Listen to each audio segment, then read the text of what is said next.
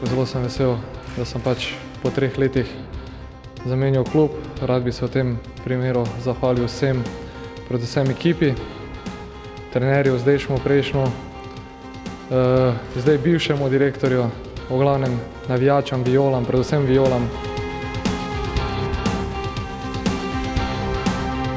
Moram reči, da je bilo to eno 3-letno obdobje, kjer so bili vzponi in padci, ampak vsekakor ostali so v spominu lepi trenutki, Evropa, goli iz Evrope, tako da upam, da se mi v tem stilu bo nadaljevalo tudi v Avstriji.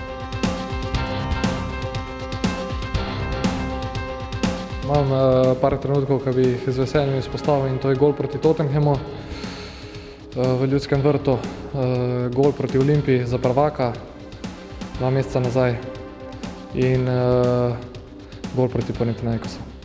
Cela tekma z železničarjem.